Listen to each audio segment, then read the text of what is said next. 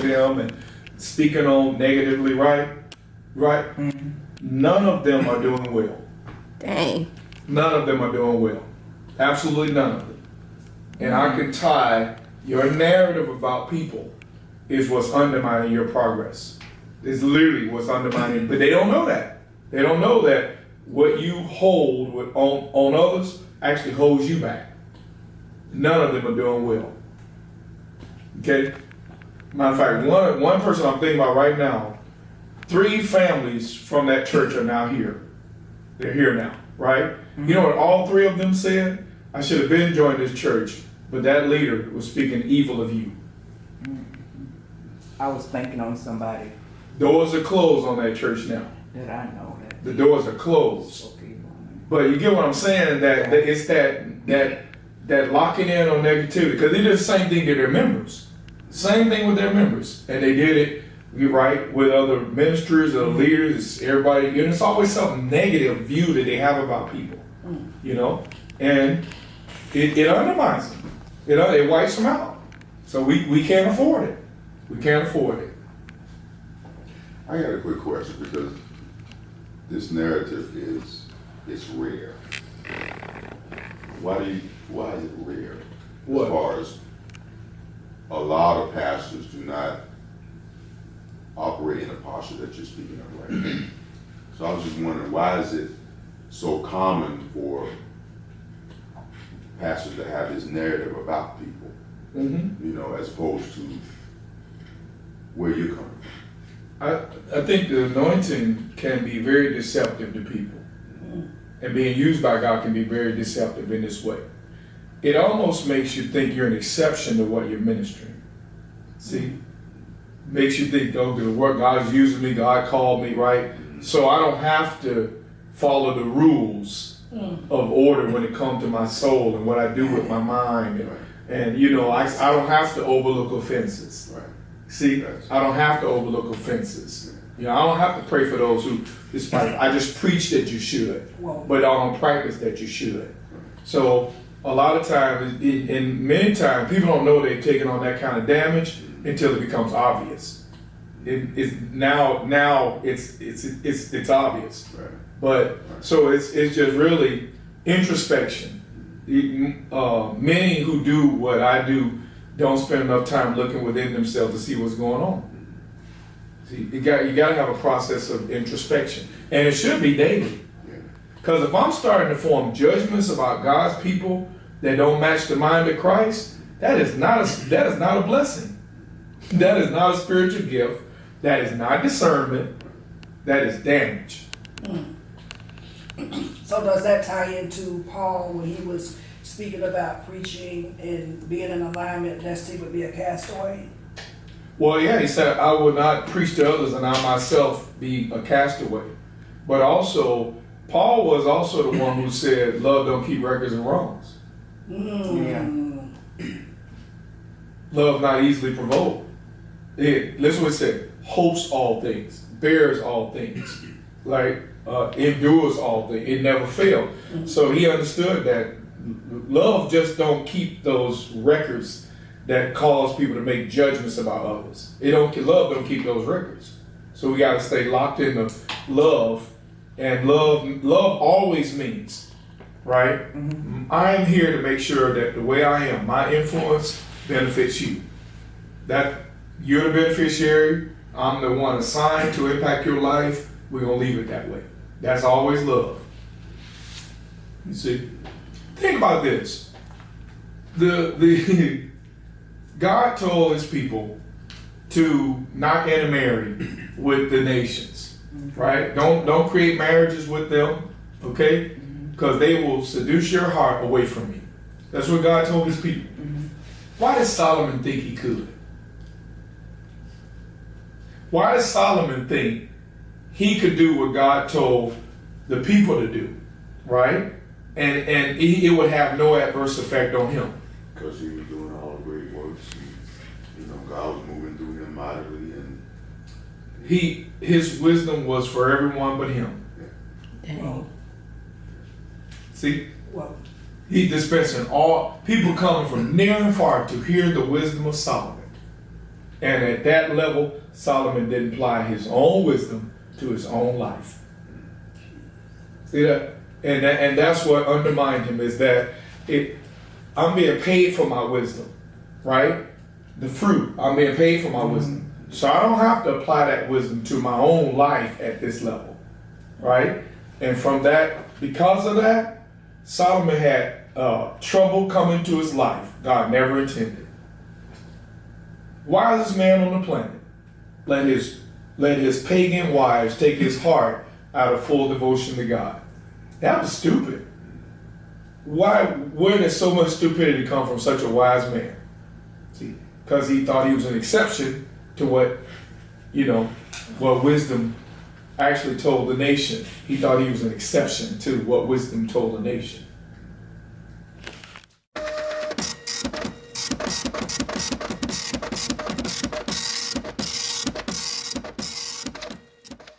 Yeah, but that's what they do, man. I'm telling you.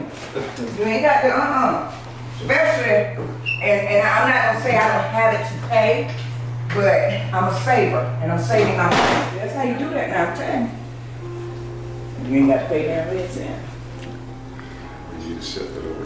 That's what I'm talking about now. That's what I'm trying to say. So, when did you first start painting the women's restroom, and how has your journey been so far? You gotta put that commercial up. I don't remember when I started. Probably was about a couple of weeks when I started this. Yeah. 2-3 weeks ago. It's beautiful. I was like, who is the Picasso that's in here painting this? I should have known that it was Mr. Fabian. Yeah. We got one in the most. I told him I said, "Go sign your stuff." Yes, And you how have has your to. journey been up this You far? really do. That's what I do in my art. That's what I'm trying to tell you. You got to sign. How long has it taken you? Or like, are you almost done? Like, what's the process? Yeah, I'm gonna leave it like this because I don't want to overkill.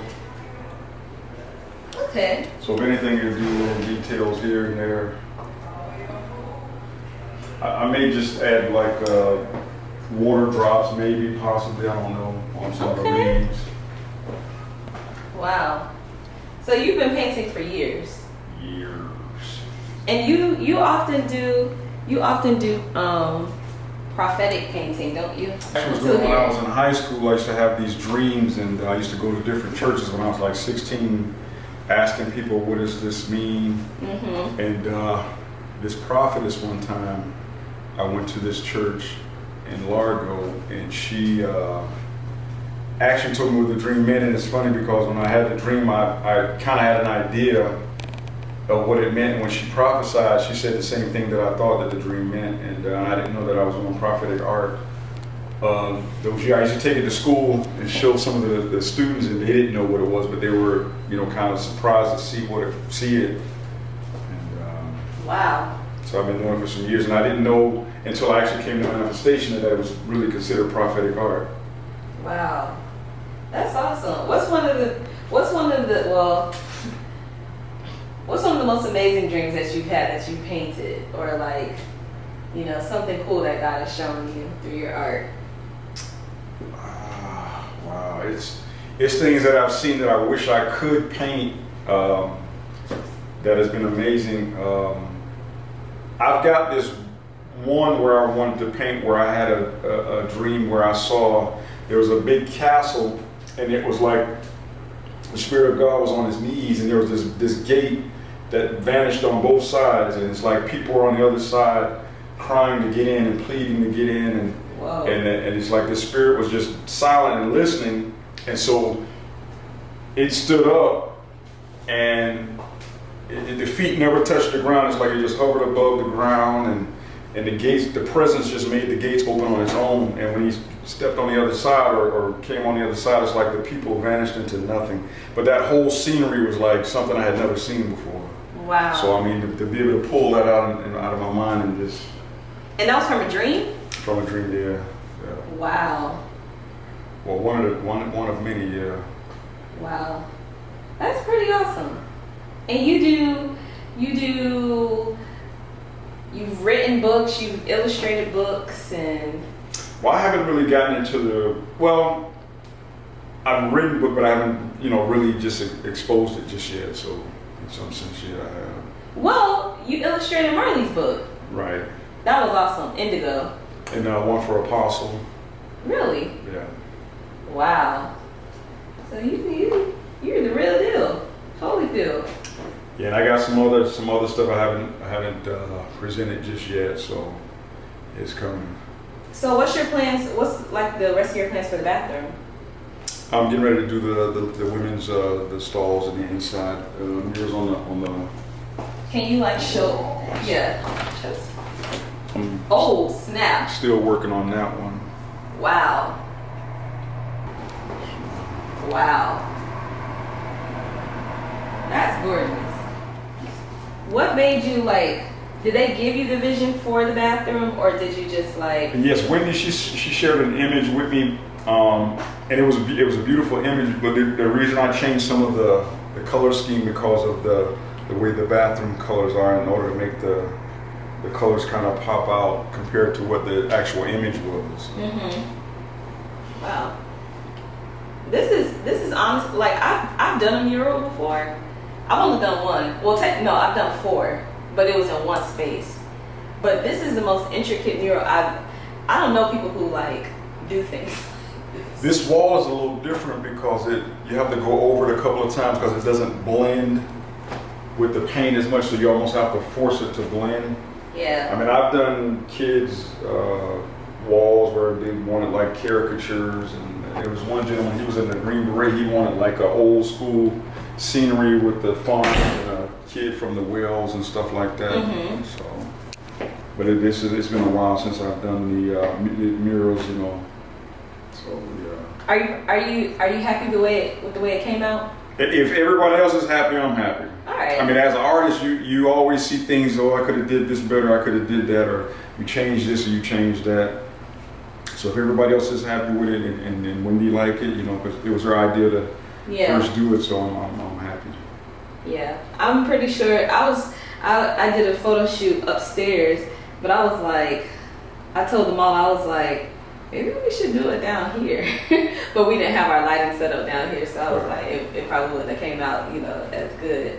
But this is definitely beautiful, and definitely, you know, the bathroom has come a long way. It's like, I don't know how there's so many talented people at this church, but yeah, and even the way they did the marble and everything, all that, the color scheme, it helps pull out the image as well.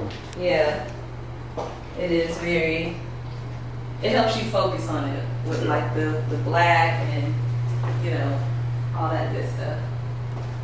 This is really awesome. You have anything else you want to say to the camera? No.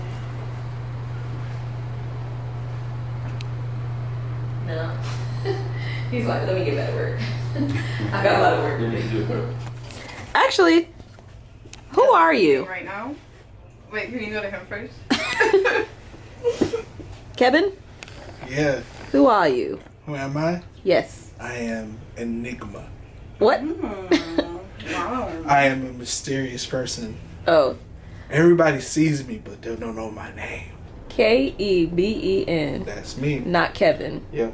So the funny story with my name, my auntie, she used to name like her nieces and nephews after athletes. Okay. So I was named after an athlete, a basketball player that played for the Phoenix Suns. His name was Kevin Johnson. He played with Charles Barkley. Okay. His name was Kevin? His name was Kevin. So her heavy Spanish accent, and trust me, she just came from the water. Like literally, she came here through coyotes. That's a different story. Okay. So her having a heavy accent, saying Kevin. So that's how my name started, Kevin. Wow. Yep. So, Kevin, what do you do here? I just love to help. That's all. Yes. I'm everywhere. What's your favorite part? How long have you been a partner at? I've been here Station since. Funny story. I joined. You have a lot of funny stories. June 2015. I remember I got high, and I had this thing called vertigo, which is dizziness, and I couldn't get rid of it. I was on my second month with vertigo, Wow. So I came to this church, and I was told by a person I was dating at the time, and I saw this man that looked like my father. So I was just like, you know what? I'm gonna join this church. Next thing you know, I haven't left. Actually, no, I disappeared. I came back on my birthday in 2015. Wow. And then after that, Was that man your father? huh? That man wasn't your father. Who? Apostle Jones? Oh, you said you came. My spiritual father. Oh. It's really weird. Between the 2015 and those 3 years before that, I used to see men that look like my father. Like, randomly, and I used to point them out like, hey, he looks like my dad. The next thing you know, I came to this church. I lived in Miami for like 5-6 years, and I came over here, and then I saw him. I was just like, why not? Okay, so wait, I'm confused. So people would point out that they saw a man that looked like your natural father. No, I did. You saw a man that looked like your natural father. Yes. Okay. Like some kind of resemblance. His Right. belly, his skin, his Right. hair, his eyes, his nose, his chin. I used to see random people like that. Okay. Randomly. It's weird. I just couldn't. And then the weird John part. was like, oh, No, the belly part. I'm gonna sit down. Really? Okay. And another weird part about it, What's at that going time, on? I didn't believe in God either. Wow. Like, I had a thing with, I didn't really believe in him until things started like coming to fruition. Yeah. And there was a time that, actually, how I discovered God is, I was going to commit suicide. Wow. So I heard his voice, and then when I joined this church, I heard that same voice. Seen his voice. Oh, okay, so I get the correlation. So you kept seeing people that resembled your dad, but when you actually got here, you met your spiritual father. Yes. Yeah. Yes. Wow. Okay. And then I Okay. stopped seeing people that look like my actual father. Wow. Okay. See, my father, actually, Apostle, has some kind of resemblance like my father when he was a certain age. And yeah. Wow. Okay. Okay. That's a, and then you also, God the Father met you here as well. Yeah. That's good. That's good. That's good. Jasmine, Standing up. Standing up. what about you? What do you do here? Who are you? When did you join? How did you join? I joined 2 years ago. That was 2020. Or was that 2021?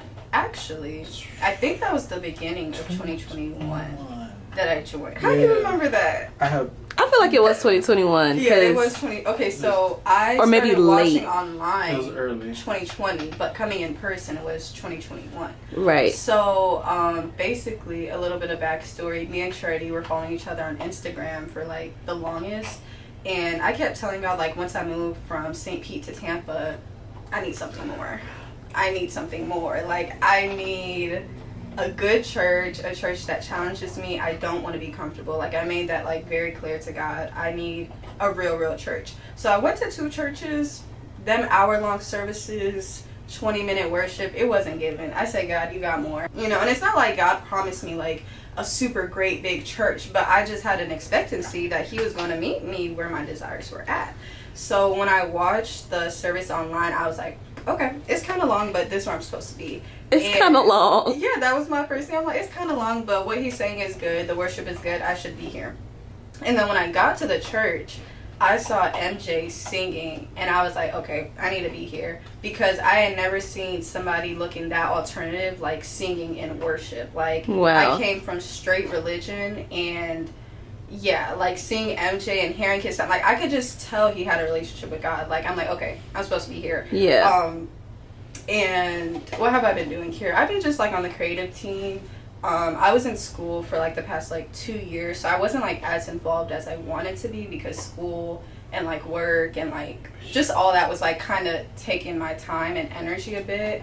But ever since I graduated, which was May, I've been plugging back into the church. Okay. Yeah.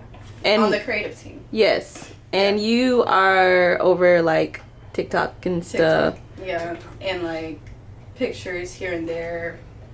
I help out with the Empowerment House on Saturdays, and Do I have to explain the empowerment? No. They know what it is. But you can say for sure that this is where you're supposed to be. For this season, yes. Yeah. That's good. You found what you needed here. So did you. In the roundabout ways that y'all got. I feel like I just feel like this church it's just so different.